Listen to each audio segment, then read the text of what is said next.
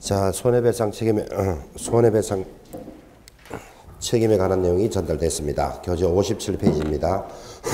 계약금 등의 반환 채무에 대한 보장제도인데 옆에다가 여러분들은 에스컬로 제도 이렇게 영어를 하나 적죠. 영어가 아니고 한글로 적어야죠. 자, 지금 단원이 계약금 등의 반환 채무에 관한 내용입니다. 자, 이를 뭐라고 부른다? 에스컬로 제도다 이렇게 부릅니다.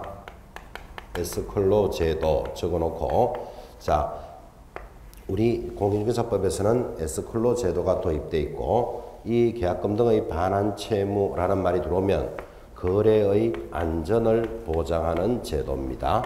그래서 두 제목을 잡으셔야 됩니다. 에스컬로 제도로서 거래 안전을 보장하는 제도. 그래서 단원이 또 의미가 있죠.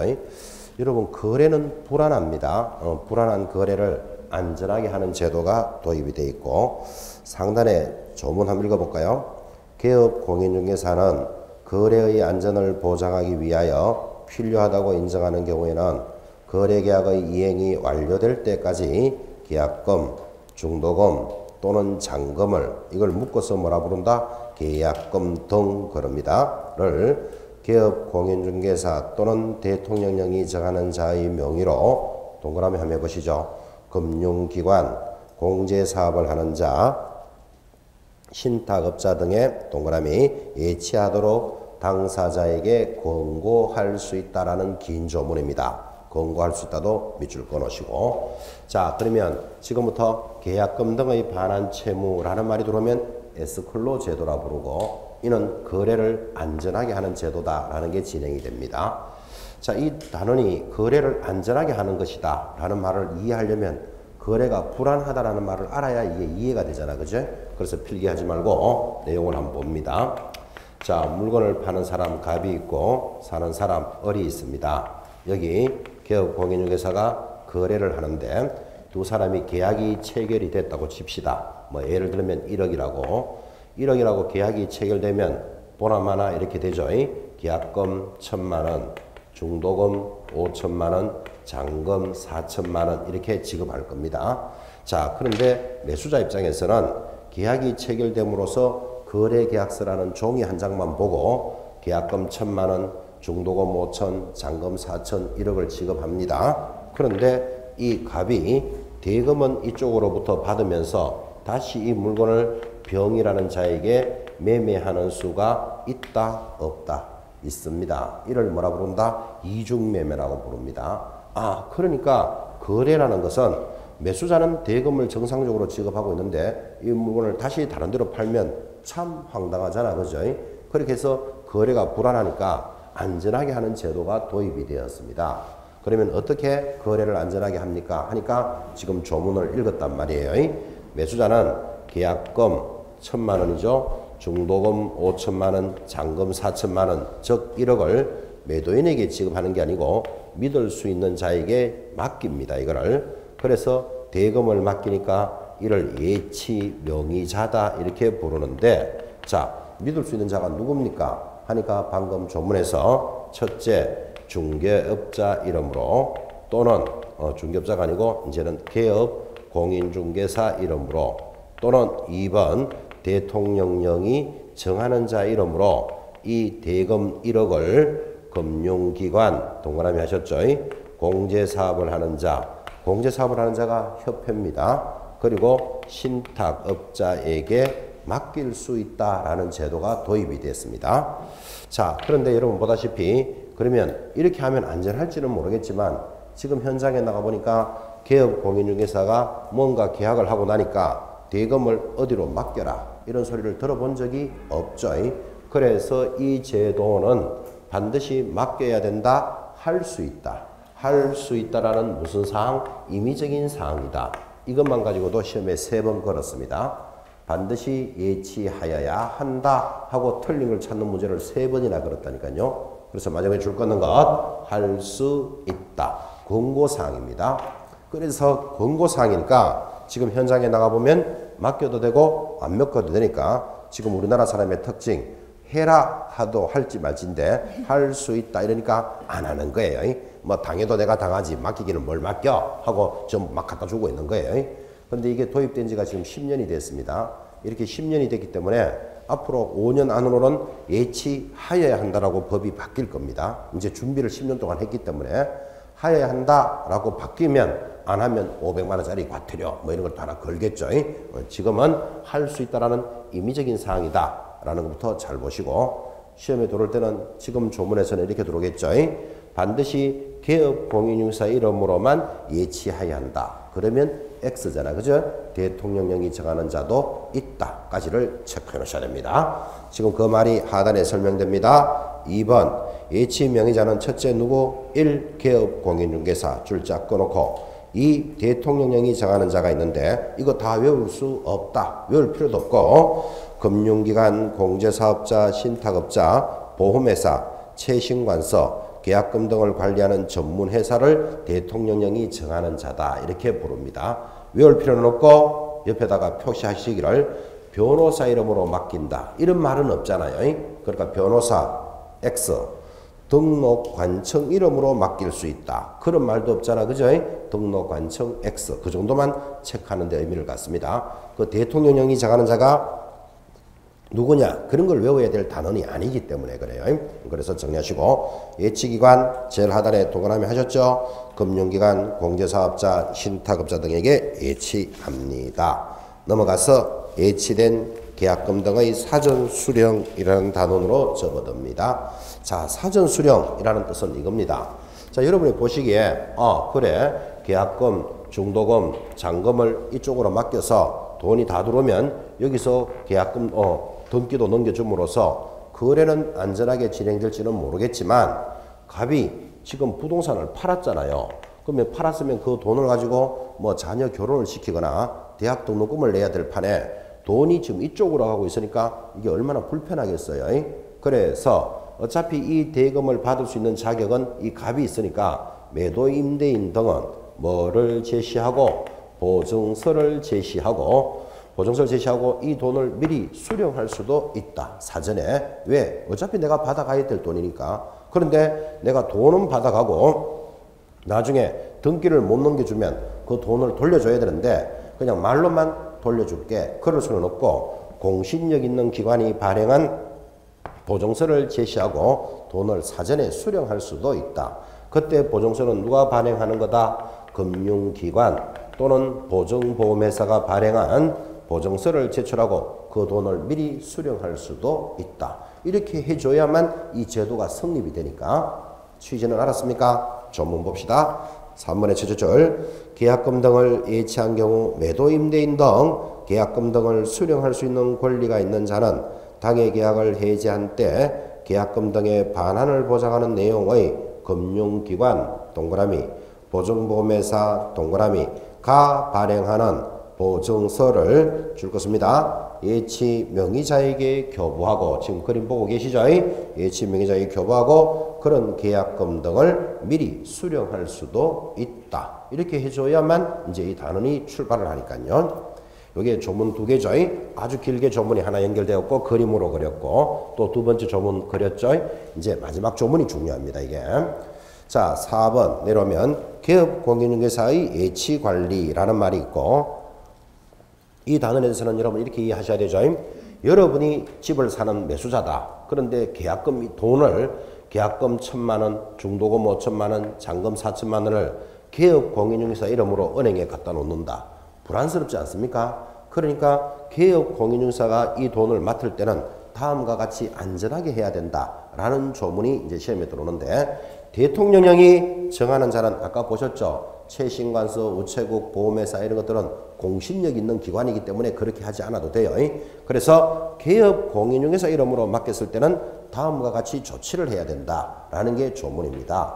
어떻게 조치해야 됩니까? 1번 제목에 줄 걸 것. 분리를 관리하고 사전 인출을 금지한다. 이게 무슨 소린가 하니까 자, 개업공인중개사는 당사자가 계약금 등을 자기 명의로 이때 자기가 누구죠? 개업공인중개사를 이야기하잖아. 그죠? 대통령령이 정하는 자가 아니라는 걸 잘 보란 말이에요. 자기 명의로 할 때 자기는 개업공인중개사인데 자기가 누굽니까 하니까 정신도 없이 오빠 이래 부르는 사람이 있어요. 형부, 회사코 이런 사람. 형부도 자기가 되는지 모르겠는데 그런 사람이 아니고 개업공인중개사를 이야기합니다. 금융기관 등에 예치하는 경우에는 자기 소유 예치금과 분리하여 관리될 수 있도록 하여야 하며 예치된 계약금 등은 당사자 동의 없이 인출하여서는 아니 된다. 이건 당연한 이야기죠. 그죠? 이런 조문들이 시험에 탁탁 올라옵니다. 2번 보정 설정의 의무 별표입니다. 개업 공인중개사는 계약금 등을 또 넣습니다. 자기 명의로. 이 자기가 누구야? 오빠 이래 적어놓으면 안 돼요. 오빠가 아니고 개업 공인중개사의 명의로 금융기관 등에 예치하는 경우에는 계약금 등을 당사자에게 지급할 것을 보장하기 위하여 줄 거야 됩니다. 예치 대상이 되는 계약금 등에 해당하는 금액만큼 요게 중요한 겁니다. 보정을 설정하고 거래 당사자에게 관계정서 사본을 교부하거나 관계정서에 관한 전자문서를 제공해야 한다. 그랬습니다. 주의합니다. 봅시다.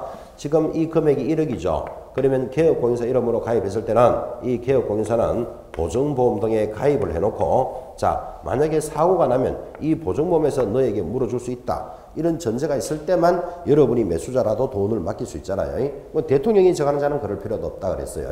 그때 보증보험에 가입할 때는 얼마를 가입해야 됩니까? 하니까 아까 수업했던 것 법인은 얼마 가입하고 2억, 공인중개사는 1억 이런 걸 했지만 이거를 가입하는 게 아니고 계약금 등에 해당하는 금액만큼을 가입해야 돼. 지금 이 계약금 등은 얼마다? 1억이니까 1억에 가입하겠죠. 근데 만약 이 계약이 100억짜리 계약이다. 그러면 보증보험에 얼마를 가입해야 된다? 100억을 가입해야 되겠지. 그 돈에 해당되는 만큼. 또는 이게 5천만 원짜리 전세 계약이다. 그러면 5천만 원에 해당되는 만큼이지 여기 보증보험 등에 가입할 때는 법인은 2억을 가입하고 공인사는 1억을 가입하고 이렇게 시험에 잘 나온다고. 그죠? 그래서 지금 줄 건 것 계약금 등에 해당하는 금액만큼의 보증보험에 가입해야 된다. 느낌 아시겠습니까? 그리고 이거 주의하셔야 돼요. 가입하고 그리고 내가 가입했다 라고 말로만 설명하는 게 아니고 관계정서도 교부해 주어야 한다. 그랬습니다. 이제 마지막 3번 인출동의와 실비의 약정. 이때 개업공인사는 당사자가 계약금 등을 개업공인사 명의로 예치할 것을 의뢰하는 경우에는 1번 이행의 완료 또는 해제 등의 사유로 인한 계약금 등의 인출에 대한 당사자의 동의 방법 그리고 2번 계약금 줄 것입니다. 계약금 등의 반환 채무에 소요되는 실비 등을 누가 부담해야 된다 라고 약정을 해놓고 해야 된다. 이렇게 정리됐습니다. 자 거기 실비 줄 것이었죠. 그리고 물어봅시다. 자 그러면 이게 뭐 5억짜리 뭐 아파트 계약이라고도 칩시다. 그러면 개업공사는 5억에 대해서 보증보험에 가입하게 되면 경비가 들어가잖아요. 그럼 이 경비를 1번 갑이 부담한다. 매도인. 2번 을이 부담한다. 3번 중개업자가 부담한다. 답이 몇 번? 자, 지금 이 대금은 누구 것을 보호해 주는 거죠? 매수자의 대금을 보호해 주는 거잖아. 그죠? 그러니까 보증보험에 가입했을 때 관련되는 실비는 누가 부담한다? 권리를 취득하는 자가 부담한다. 그죠? 그래서 지금 줄 끊는 것, 계약금 등의 반환 채무 보장이 되는 실비는 옆에다가 취득하는 자. 그게 시험에 나오는 거예요. 취득하는 자가 부담합니다. 취득하는 자 적었습니까? 갈로 열고는 매수인 이래도 되고 그걸 다른 말로 임차인 이래도 되겠죠. 같은 말이잖아 그게. 그죠? 이거를 매도 임대인에게 요구할 수 있다. 이런 식으로 편집 문제가 들어온다 이 말이에요 지금. 그래서 일단 여러분들은 취득하는 자가 이 실비를 부담한다. 이것도 아주 의미 있게 기억해 놓으셔야 됩니다.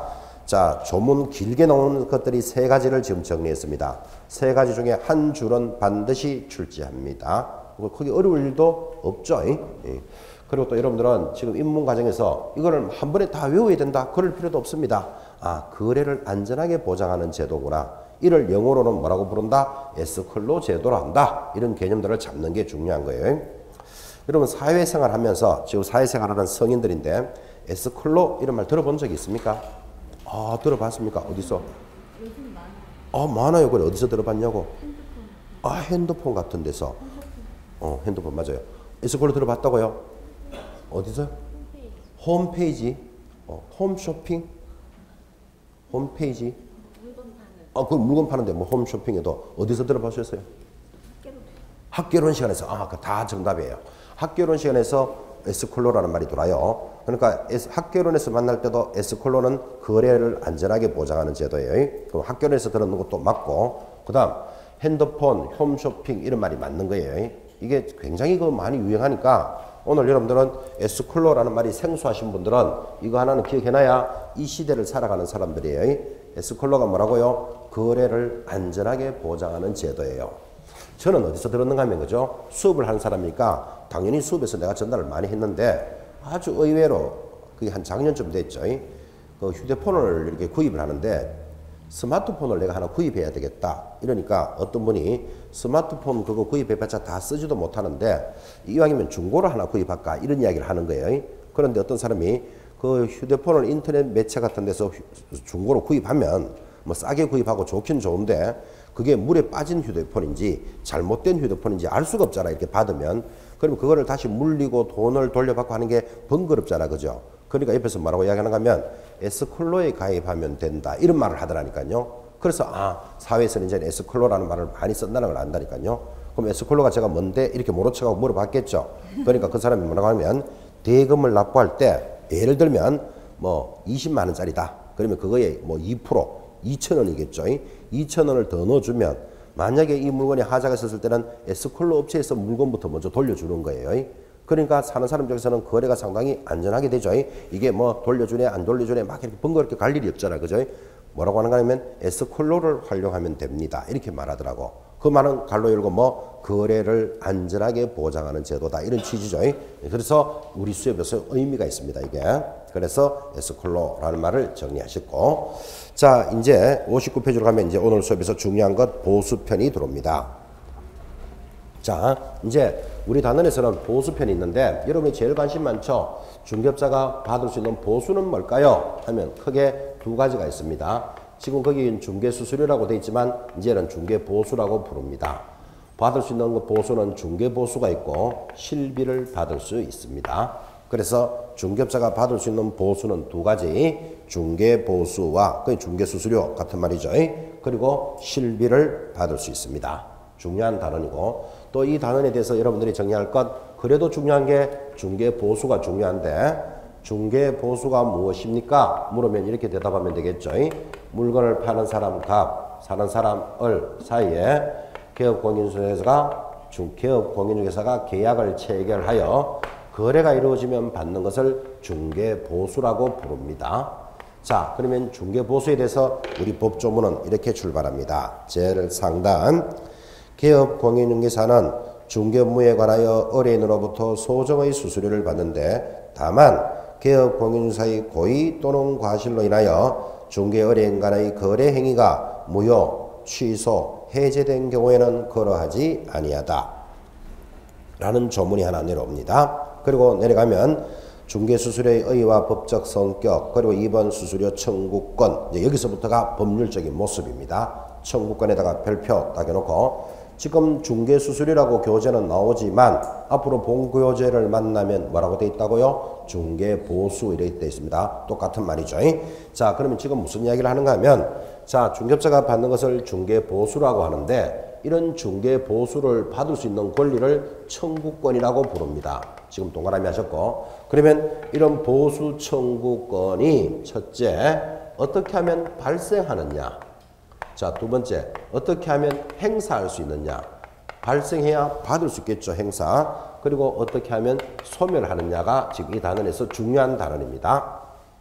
자, 교재 내려가면 1번 수수료 청구권의 발생 시기는 언제입니까? 중개의뢰시라는 말이 있죠. 중개의뢰를 우리는 무슨 말이란다? 중개계약이라고 이야기합니다. 자, 그러면 발생을 하려면 중개계약이 있어야 됩니다. 중개계약 앞 단원에서 공부했습니다. 아주 강조 많이 했는데 중개계약이 뭡니까? 하면 의뢰인과 중개업자 사이에 일어나는 것, 이를 중개계약이랍니다. 무슨 계약을 하고 있습니까? 아파트 하나 사주세요 하는 거예요. 그러면 의뢰인과 중개업자니까 매도인도 의뢰인이잖아요. 그럼 매도인과 하는 것도 당연히 중개계약이에요. 이 사람은 무슨 계약을 합니까? 우리 아파트를 팔아주세요 하는 게 중개계약입니다. 즉 팔아주세요, 사주세요라는 중개계약이 있어야 청구할 수 있는 권리가 발생합니다. 자, 발생을 했더라도 받아야 되잖아요. 그럼 행사를 하려면 어떻게 해야 된다? 거래계약이 성립되어야 한다. 거래계약은 의뢰인과 의뢰인 사이에 일어나는 것이 거래계약입니다. 당연하죠.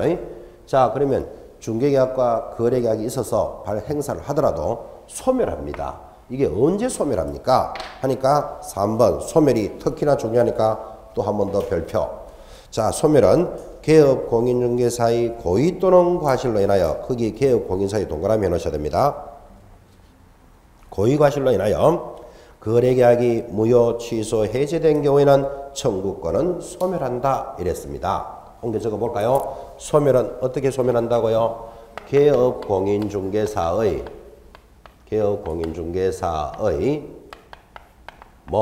고의 또는 과실로 인하여 그 계약이 무효되거나 해제되거나 취소가 되면 소멸한다.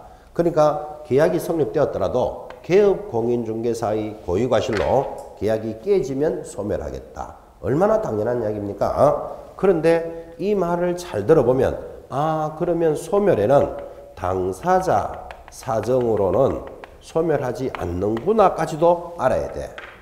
누구의 고의 과실이라고요? 개업 공인중개사의 고의 과실로 깨지면 소멸하지 당사자 사정은 아니구나까지도 들으셔야 됩니다. 그런데 이 보수 청구권에 관련된 내용은 이 단원에서 시험에 안 나올 수가 없고 원래 또 나올 계지가 아주 높습니다. 자, 그러면 이거를 설명하기 위해서 여러분들한테는 앞으로 시험 치는 그날까지 귀에 딱지가 않도록 예를 들 겁니다. 똑같은 말을 이를 뭐라고 하면 세댁사건이다. 세댁사건 하면서 심어줄 건데 갑자기 웬 세댁입니까? 이 말은 이겁니다. 여러분, 매수자가 아파트 하나 사주세요 하는 게 중개계약이잖아요. 그러면 매수자가 중개계약을 하고 이러니까 이게 너무 법률적인 용어니까 이 어를 세댁이 이렇게 말하는 거예요.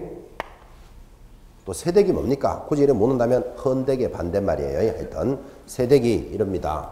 개업 공인중개사에게 나 다음 달에 결혼할 거니까 아파트를 하나 구해주세요. 그게 중개계약이잖아요. 그래서 개업공인사가 열심히 일을 해서 아파트 1억짜리를 하나 소개를 해줬습니다. 소개를 해주니까 계약이 성립되려면 계약금 1,000만 원 이렇게 지급하면 이제 계약이 성립이 됐잖아. 그죠? 그럼 잘 봐요. 세댁이 중개계약이 있었고 계약금 1,000만 원을 지급함으로써 계약이 성립이 되면 이제 받으면 되겠죠. 그런데 이 세댁이 계약금 1,000만 원을 딱 걸어놓고 시어머니 될 사람한테 갑니다. 뭐라고 가는가 하면 나 다음 달에 결혼하려면 살 집을 오늘 계약하고 왔습니다. 이렇게 이제 자랑하러 간 거예요. 사실은. 가니까 시어머니 될 사람이 돈 2만 원 들고 그죠. 남산 밑에 가면 촛불 켜놓고 비는 데 많아요. 가가지고 그쪽으로 이사 가도 되겠습니까? 하고 물어보니까 그쪽에서 뭐라고 이야기하는가 하면 그 방향으로 이사를 가면 당신 아들이 해롭소 이럽니다. 누가 해롭다고요? 아들이, 세댁이 해롭소 이러면 걱정 좀 덜 할 건데 당신 아들이 해롭소 이럽니다. 그러면 세댁이 그쪽으로 이사 갈 수 있다 없다? 못 갑니다. 세댁은 뭐 헌댁은 간다 안 간다? 헌댁은 갑니다. 1,000만 원 주고 왔는데 지금 그죠? 가는가 안 가는 보면 세댁인지 헌댁인지 알 수 있다니까요. 제가 그래 이야기하니까 가던데요 그래. 그러면 세댁이 아니고 헌댁이 헌댁, 중고댁이거나. 하여튼 시어머니들 사람이 그쪽으로 가면 우리 아들이 해롭다 이러는데 세댁이 나는 갑니다. 그럼 그 헌댁이지 그게 세댁 아니잖아요. 그죠? 그러면 계약을 한 상태에서 중도금 지급 안 되겠죠. 잔금도 지급 안 되겠죠. 그러면 계약이 어떻게 됐다? 무효, 해지, 취소되었잖아요. 그러면 세댁은 1,000만 원을 포기하고 계약이 깨졌는데도 불구하고 수수료 지급해야 된다, 안 해야 된다? 해야 된다고. 당사자 사정으로는 소멸하지 않는다. 지금 이 말이잖아요. 그죠? 그런데 이게 이렇게 얘기해도 여러분들은 세댁은 지금 계약이 깨짐으로써 돈 1,000만 원 지금 날렸잖아요. 그리고 중개업자에게 수수료 잘 지급할 수 있을까요? 없을까요? 여러분 같아도 잘 지급 안 하겠죠? 그러니까 이게 실정에서 얼마나 갈등이 많이 일어나겠어요? 근데 여러분이 만약에 개업주 공인주사면 받아야 된다, 안 받아야 된다? 받아야 된다고. 소멸하는 조건이 아니기 때문에. 되겠죠? 그래서 이런 게 문제가 많이 된다고요. 그래서 여러분 딱 보다시피 계약이, 거래계약이 성립됐다가 깨졌다고 못 받는 게 아니고 개업 공인중개사의 고의 과실이 있었다면 못 받는 거예요. 세댁 사정으로는 받을 수 있다. 그래서 앞으로 세댁 사건 이런 말을 하면 여러분들은 청구권이 소멸되지 않는다. 이 말을 입력해 놓으셔야 됩니다. 지금은 세댁 입장에서 이야기했지만 여기 매도인도 의뢰인이잖아요. 그럼 매도인도 1억에 팔겠다고 계약금 1,000만 원을 받았는데 어떤 중개업자가 오더니만 당신 아파트 2억에 팔아주겠소 이럽니다. 그럼 여러분이라도 받았던 계약을 2,000만 원 주고 1억에 팔겠다, 2억에 팔겠다. 2억에 팔아야 되죠. 2억에 팔아야 되죠. 그러면 매도인은 2천만 원을 주고 계약을 무효, 해지, 취소시키는 거예요. 시키더라도 중개업자에게 수수료 지급해야 된다, 안 해야 된다, 해야 된다고. 당사자 사정은 소멸하지 않기 때문에 지금 이 말을 하고 있는 겁니다. 세댁 사건 하면 보수 청구권은 소멸되지 않는다. 이걸 기억해 놓으셔야 돼요. 세댁 사건 하니까 헌댁 이런 거 생각하지 말고, 그죠? 그래서 청구권은 소멸되지 않는다를 기억해 놓으셔야 됩니다. 자, 그러면 보수 청구권의 발생 행사 소멸을 보면서 얼마를 주길래 이래 많이 많을까요? 그러면 청구권의 범위는 어떻게 되는데 하고 내려가니까 밑에 3번에 1번 원래 문제이기도 하죠. 1. 주택에 대해서 주택의 줄 딱 끊고 제일 밑에 내려오면 2번 주택 외의 물건 주택 외 줄 끊고 그러니까 우리 법에서는 범위를 두 가지를 정했습니다. 주택에 대해서는 이렇게 받고 주택 외에 대해서는 이렇게 받는다. 이렇게 범위를 정하고 있다. 이거부터 시험 지문이죠. 자, 다시 묻습니다. 보수 청구권의 범위는 주택과 토지로 구분되어 있다. OX, X입니다. 주택과 토지가 아니고 주택과 주택 외로 되어 있습니다. 제목부터 잡으셔야 되고. 자, 묻기를 주택은 뭐죠? 뭐 주택은 아파트 이러면 되겠죠. 주택 외는 뭘까요? 상가, 빌딩, 토지, 임야 뭐 이러면 되겠죠. 그래서 주택과 토지가 아니고 주택과 주택 외로 되어 있다. 이거 잘 보시고. 자, 그럼 주택은 어떻게 되어 있는데요? 하니까 매매 교환은 0.9% 또는 임대차는 얼마? 0.8% 범위 내에서 각 시도 조례로 정한다. 이렇게 법이 되어 있습니다. 그런데 주택 외인 물건에 대해서는 중요한 것 매매냐 임대차냐 구분하지 않고 0.9% 범위 내에서 당사자들이 합의한다. 이렇게 돼 있더라. 그죠? 그래서 범위는 기억해 놓으셔야 됩니다. 최소한 법조문 요 정도는 알아놔야 돼. 여기서 또 중요하게 배울 수 있는 것. 주택은 매매와 임대를 구분하는구나. 그죠? 그런데 주택 외인 물건에는 매매, 임대라는 말이 없다는 것부터 잘 보셔야 돼요. 매매거나 임대기나 0.9% 범위 내에서 자기들끼리 합의합니다. 됐죠? 자, 그러니까 앞으로 여러분들은 이 주택 외인 물건, 상가, 빌딩, 토지에 대해서는 수수료표가 있다 없다? 수수료표가 있다 없다? 없지. 0.9% 범위 내에서 자기들끼리 합의하면 되니까 표를 만들어 놓을 필요가 없잖아요. 그런데 주택에 대해서는 0.9, 0.8% 범위 내에서 시도 조례로 정해라. 그랬으니까 이거는 시도조례 표가 있다. 이걸 기억해 놓으셔야 돼요. 그러면 왜 또 주택은 0.9, 0.8을 받지 시도조례로 정합니까? 굳이 여러분들이 질문을 한다면 이렇게 표현하죠. 이 시도가 서울시, 경기도 이런 건데 서울 딱 똑같은 30평짜리 아파트가 서울에서는 10억이 있어도 강원도에 가면 2억짜리도 있을 수 있겠죠. 그런데 30평짜리 아파트가 어떤 지역은 10억이고 어떤 지역은 2억인데 똑같이 0. 얼마를 받아라. 그러면 이게 형평성이 안 맞다고요. 그래서 각 물건에 대해서 서울 물건은 서울시장이 강원도 물건은 강원도지사가 제일 잘 아니까 법으로 줄 테니까 이 범위 내에서 각 시도에서 결정해라. 이렇게 표를 만드는 거예요. 그래서 시도 조례로 정한다라는 말을 이해해 놓으셔야 됩니다. 자, 그러다 보니까 한 장 넘기시면 그냥 넘기시면 일단 표는 없네. 표가 있으면 계산 문제를 한번 해봤으면 좋겠는데 그럼 표 없으면 관계없죠. 자, 시도 조례로 정하니까 여러분들은 표를 외울 필요가 있겠다 없겠다. 지금 표는 교재 안 나옵니다. 공고사 주 교재는 나오겠지만 시도 조례로 나오기 때문에 외울 필요 있다 없다? 없어. 표를 왜 외울 필요가 없는가 하면 여러분이 서울 물건만 거래한다. 경기도 물건만 거래한다는 보장이 없잖아요. 그러니까 그 표를 따라가면서 외울 필요는 없다고. 그 대신에 시험에서는 표를 줍니다. 이 표를 줄 테니까 수수료 계산해봐라. 이렇게 나오니까 표를 볼 줄은 알아야 되겠지. 그죠? 그래서 연습을 간단하게 해봅시다. 자, 예를 들면 1억짜리 아파트가 있습니다. 이 아파트는 주택이잖아요. 주택 외인 물건에 대해서는 표가 없다니까요. 그럼 1억짜리 아파트가 있는데 1억에 대해서 수수료 요율표가 0.3%다 라고 시험에서 주어지면 1억 곱하기 0.3 하면 얼마? 30만 원이 나옵니다. 30만 원인데 수수료는 한쪽으로부터 받는다? 둘 다 받는다? 둘 다 받으니까 수수료가 얼마입니까? 하면 60만 원이다. 이렇게 대답하면 된다.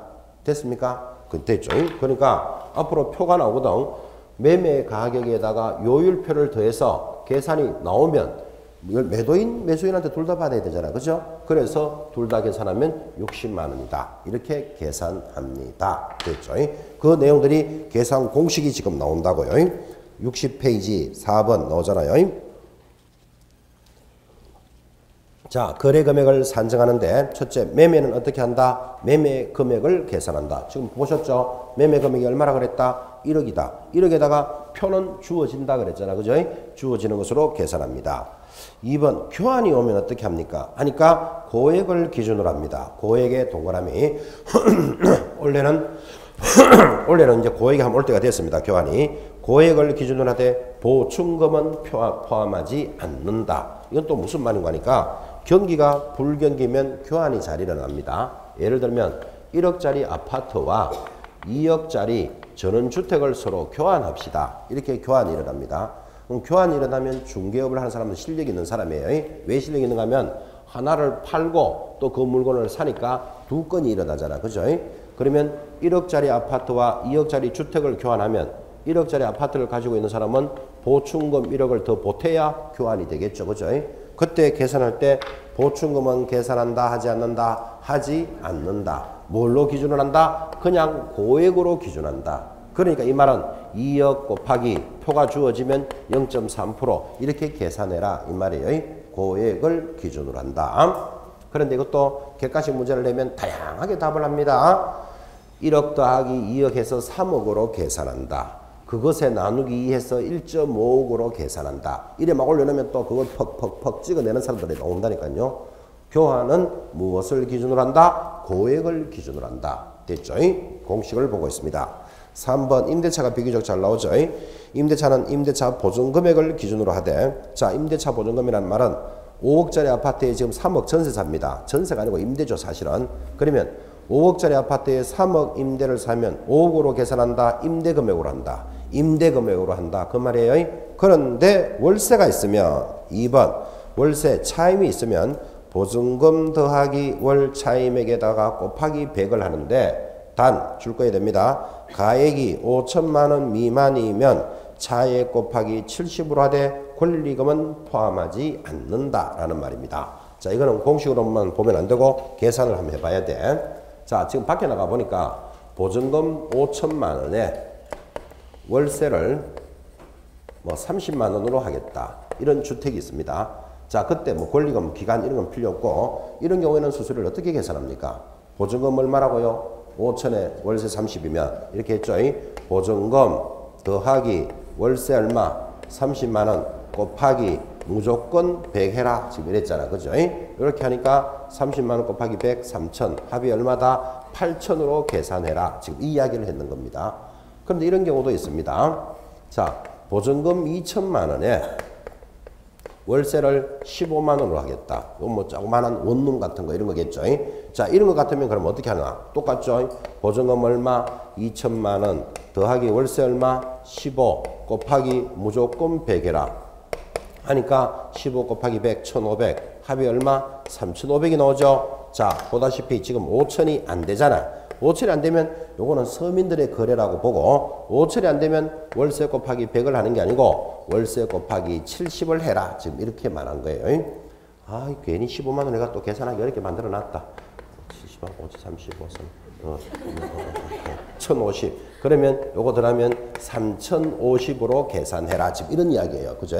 월세 곱하기 얼마로 한다? 70으로 한다. 그런 뜻이에요. 요게 시험에 비교적 잘 나와요. 그죠? 그래서 원래 월세 곱하기 기본적으로 얼마고 월세는 기본 월세 곱하기 100으로 하되 5천만 원이 안 되면 한 번 더 계산해야 돼. 월세 곱하기 얼마로 한다? 70으로 한다. 그런 취지입니다. 4번 분양권을 거래할 때는 밑줄 까야 되죠. 실제 납입액의 프리미엄을 기준으로 합니다. 실제 납입액의 프리미엄을 합산한다. 자, 지금 밖에 나가면 분양권도 거래 많이 합니다. 여기 3억짜리 아파트를 분양받았습니다. 3억짜리 아파트를 분양받았다. 그러면 여러분 알다시피 3억짜리 아파트를 분양받으면 지금 아파트 있다? 없다? 아파트 아직 없죠? 아파트 언제쯤 있을까요? 한 2, 3년 지나야 오겠죠? 그러니까 그동안에 내가 뭐 계약금 1,000만 원 지급했고 중도금을 5천만 원 지급한 상태에서 프리미엄이 2천만 원 붙었다. 이렇게 해서 거래하는 것을 분양권을 거래한다 그러잖아. 그죠? 자, 그러면 수수료를 어떻게 받아야 되느냐? 3억 분양금으로 받는 것이 아니고 기납입액에다가 프리미엄을 합산한 금액으로 한다. 기납입액이 얼마였죠? 1,000, 5천, 6천이죠. 프리미엄을 합산하면 얼마? 8천으로 계산해라 그 말이에요. 여기는 프리미엄을 합산해 준다는 게 아주 재밌습니다. 그런데 지금 현장에 나가보면 개업공인사를 주로 어떻게 받는 줄 아십니까? 3억짜리 분양권을 거래하면 야 3억짜리잖아. 3억 곱하기 몇 프로 이렇게 받는 사람이 없나? 기납입액이 8천만 원이죠. 그러면 3억 8천 곱하기 얼마로 받는 사람이 없나? 또는 프리미엄 P를 2천 받아줬죠. 그 P에 대한 10% 200만 원은 주셔야 됩니다. 이렇게 받는 경우가 많습니다. 대체적으로 현장에서는 지금 많이 받고 있습니다. 그런데 법대로는 이렇게 알아라 이 말이에요. 그렇게 많이 받다가 걸리면 어떻게 된다? 1년 징역 1,000만 원 벌금이에요. 그건 뭐 나중에 이야기고 우리말로 하면 제주 좋다 뭐 이런 뜻이에요. 그래서 기납입액에 계산하는 게 아니고 총 분양금액으로 계산하는 게 아니고 기납입액에다가 프리미엄을 합산한 금액이다. 5번 또 중요한 말이죠. 동일한 물건에 대하여 동일 동그라미 동일 당사자 간의 동일 동그라미 동일한 기회에 매매를 포함한 둘 이상의 거래가 이루어지면 또 동일 동그라미입니다. 동일 몇 번 동그라미 했죠? 3번이다. 그죠? 동일이 3번이 들어오면 이런 경우는 매매 계약에 관한 금액만을 적용합니다. 그래서 동일이 3번 들어온다는 거 꼭 잡으셔야 됩니다. 지금 이 말입니다. 밖에 나가보면 자, 이 아파트를 거래하는데 소유자가 갑입니다. 갑이 을에게 매매했습니다. 예를 들면 2억에 매매를 하고는 갑이 뭐라고 말하는가 하면 나 1억에 전세 살게. 그런 수가 있다 없다? 있죠. 이거를 전세 끼고 팔았다 이렇게 말하는 거예요. 자, 그러면 동일한 물건에 대하여 동일 당사자 간에 매매도 일어나고 임대도 일어났다. 그러면 개업공인사는 계약서를 몇 건 적었을까요? 2건 적었겠죠. 매매계약서, 임대차 계약서 2개 적었지만 뭐만 받아라? 매매에 관한 것만 받아라. 지금 이 뜻이에요. 그런데 동일을 몇 번 찾아내야 된다? 3번을 찾아내야 돼. 한 번이라도 빠지면 둘 다 받을 수 있다. 그죠? 항상 동일을 3번을 노려 부릅니다. 그리고 하단에 산정 방법은 정리됐는데 원래는 이 단원에서는 거기 위에 있는 3번이 출제됐습니다. 3번의 겸용주택 찾았나요?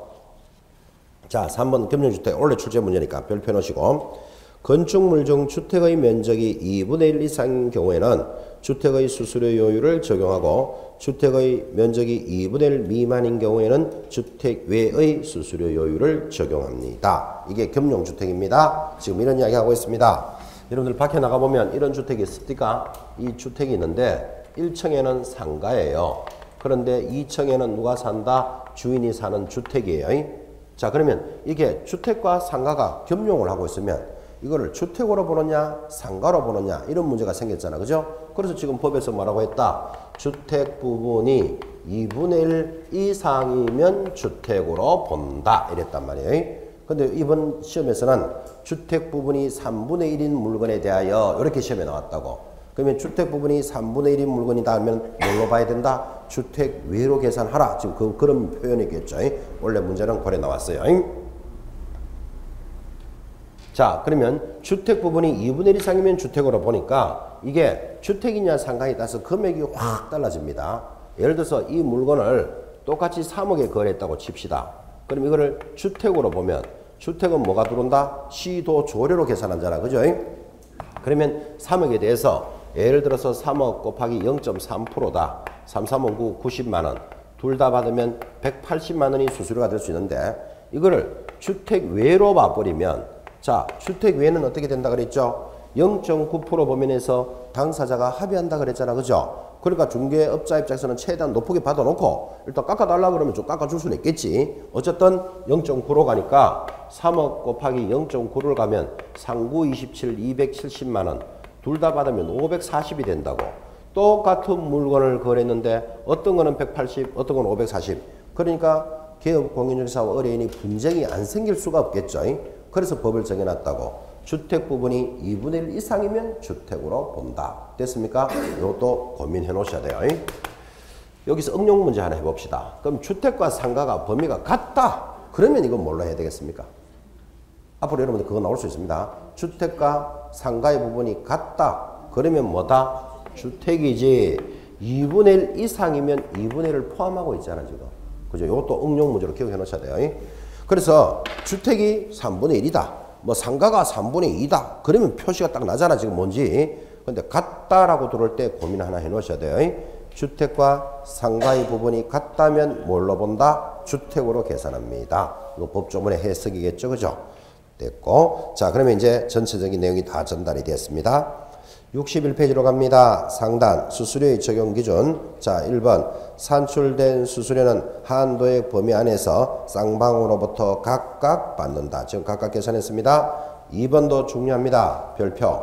주택 및 실비의 경우 중개대상물의 소재지와 사무소 소재지가 다르다면 개업공인중개사는 어디를 기준으로 받는다? 사무소 소재지를 관할하는 시도조례. 그거 줄 거 놓으셔야 돼요. 사무소 소재지를 관할하는 시도조례에 따라서 받습니다. 지금 이 조문을 이해했는지를 사례 문제로 한번 봅시다. 자, 중개사무소가 서울특별시 강남구에 중개사무소가 있습니다. 여기서 경기도 안양시에 있는 아파트를 거래했습니다. 자, 여러분 보다시피 사무소가 있는 곳과 물건이 있는 곳이 다르잖아 지금. 그죠? 그러면 수수료를 1번 경기도 조례로 받는다. 2번 안양시 조례로 받아야 된다. 3번 서울시 조례, 4 강남구 조례. 답은 몇 번? 지금 줄 긋는 거 잘 봐요. 줄 긋는 게 뭐다? 사무소 소재지를 관할하는 시도 조례. 답이 몇 번? 3번. 이렇게 대답해야 되지. 그죠? 수수료는 무조건 뭘로 간다? 시도로 갑니다. 그래서 물건이 있는 곳하고는 관계없다. 되겠습니까? 그래서 사례 문제를 보시면서 이해를 해갑니다. 요게 나오면 하나 더 해야 됩니다. 꼭. 어떻게 하는가 하면, 자, 서울 강남에 법인이 있습니다. 이번에는. 그리고 안양시에 지점, 분사무소를 갖추고 있는데, 이 분사무소에서 대전광역시 유성구에 있는 아파트를 거래했다. 이제 문제를 이래 엮고 어디로 받아야 되느냐? 1, 2, 3, 4, 5번, 6번. 답이 몇 번? 답이 몇 번? 답은 1번입니다. 1번. 그러니까 분사무소가 있으면 분사무소가 있는 시도조례. 됐습니까? 그래서 답이 몇 번이 된다? 경기도 조례가 되는 거예요. 아, 그래서 중요한 걸 하나 배웁니다. 우리는 분사무소에 관한 것은 모두 주된 사무소를 따라간다고 들었는데 중개 보수 많은 분사무소가 있는 곳을 따릅니다. 이게 아주 독특한 내용이죠. 그죠? 밑에다 하나 받아쓰기 하세요. 지금 2번 끝에다가 분사무소는 받아쓰기 합니까? 분사무소는 분사무소 소재지 시도조례. 그래 하나 적어놓으면 되죠. 분사무소는 분사무소가 있는 시도조례로 받습니다. 됐고 7번 이제 내려가면 중개수수료 적용 기준에 대해서 권리금은 포함하지 않지만 수고비로 대가를 받을 수는 있다. 요거는 판례. 6번도 재밌습니다. 6번이 아니고 그거 8 해야 되는데 오타가 나왔네. 그죠?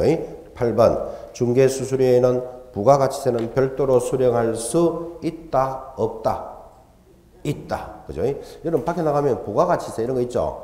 보증금 5천에 월세 30인데 월세 30에 대한 부가세 10% 더 받아서 받을 수도 있느냐? 수수료를. 이 말이거든. 그죠? 받을 수 있다. 부가가치세를 받을 수 있지만 그때는 반드시 뭐를 발급해 줘야 된다? 뭐 세금 계산서는 발급해 줘야 되겠죠? 참고로 보시고 부가세를 받을 수 있다.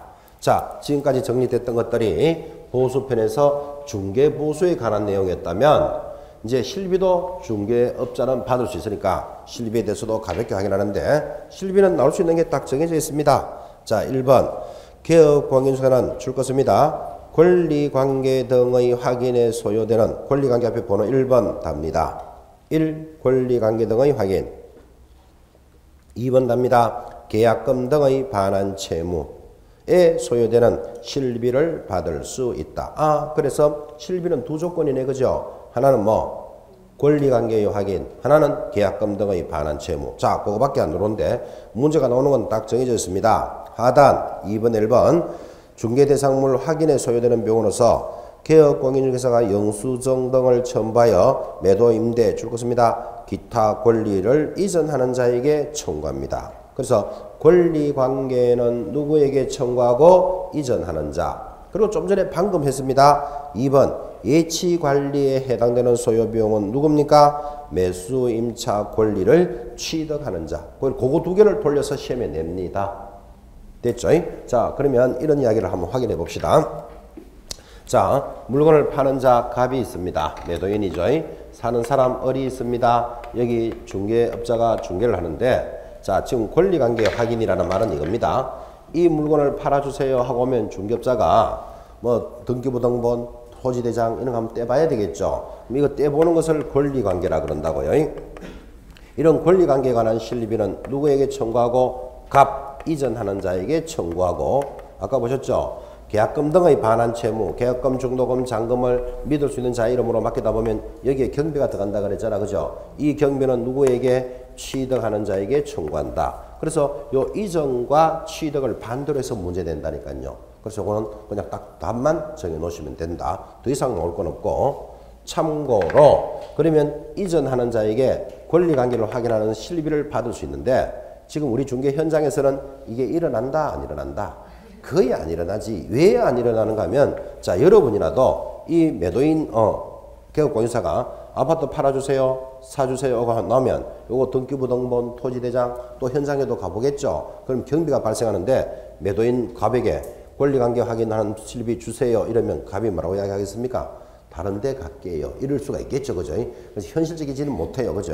근데 법으로는 정해져 있으니까 계약이 이루어지면 받는 것을 중개보수라고, 관련되는 실비도 받을 수는 있다는 건 알고는 계셔야 돼요, 법률적으로. 그래서 권리관계의 확인은 누구? 이전하는 자. 계약금 등의 반환 채무는 누구? 취득하는 자에게 청구할 수 있습니다. 더 이상 나올 시험 문제는 없다 정리했고, 제일 밑에다 받아쓰기 한번 해보고 계시겠습니까? 이번에 법이 개정된 겁니다. 지금 이건 이제 입문서니까 빠졌지만, 그러면 이렇게 계산했던 중개보수는 지급 시기 언제 받을까요? 자, 깨끗이 문제로 1번 계약 시에 받는다. 2번 중도금 지급 시에 받는다. 3번 잔금 지급할 때 받는다. 4번 계약할 때 2분의 1, 잔금 지급할 때 2분의 1이다. 이렇게 깨끗이 문제를 낸다고. 자, 그럼 이번에 법이 개정됐는데 수수료 지급 시기는 언제일까요? 적으십시오. 제일 밑에다가. 이건 이번에 개정됐기 때문에 원래 여러분들 시험 문제일 겁니다. 중개보수의 지급 시기 이렇게 해놓고, 중개보수의 지급 시기 점 땡땡 찍어놓고 잔금 지급 시 이렇게 해놓습니다. 잔금 지급 시 됐습니까? 원래 시험 문제라 그랬습니다. 그런데 이렇게 법이 바뀌었는데 여기에 개업공인중개사 입장에서는 유리하다, 불리하다? 유리하다, 불리하다? 아주 불리하게 바뀌었습니다. 이게 왜 아주 불리하게 바뀌었는가 하면, 여러분들 입장에서는 어차피 여러분도 아파트 하나 사거나 팔았다. 물어봅시다. 아파트 하나 사고 팔았다. 수수료 언제 지급할 거예요? 지금 법대로 하지 말고 자기 생각 이야기하라고. 내가 아파트 하나 샀다 또는 팔았다. 그럼 수수료 지급해야 되겠죠. 언제 지급한다? 나중에 한 3년 뒤에 자기는 오늘 아파트 사고 팔았다. 수수료 지급해야 되면 언제 지급할까요? 잔금할 때 지급할까요? 본인은 언제 지급할 것 같아요? 저도요. 잔금 지급할 때. 대체적으로 밖에 나가면 잔금 지급할 때 지급하죠. 그래도 잔금 지급할 때만 지급해도 괜찮은 의뢰인이에요. 지금 이런 의뢰인 있잖아. 나중에 이런 사람 있잖아요. 나중에도 있고, 또 청소 다 하고 아파트 이사 다 해놓고 목욕하고 와서 줄게 이런 놈도 있고, 등기 넘어가고 난 뒤에 줄게 이런 놈도 있고, 한 달쯤 있다가 우리 남편이 월급 타면 줄게 이런 놈도 있고, 하여튼 그 의뢰인도 다양한 성인인데 대체적으로 현장에서는 그냥 잔금 지급할 때 지급한다는 게 보편적이죠. 그런데 지금까지는 어째 지급해야 되는가 한번 봐요. 아까 이런 말 했잖아. 세댁 사건도 있지만 계약이 성립이 되면 보수 청구권은 어떻게 행사, 거래계약이 성립하면 수수료 청구권을 행사할 수 있잖아요. 그럼 계약이 성립 딱 되면 원래 받을 수 있다고요. 근데 받을 수 있는데 잘 안 주지 사실은. 안 주지만 그 계약이 성립됐다가 깨졌더라도 어차피 수수료는 받을 수 있잖아요.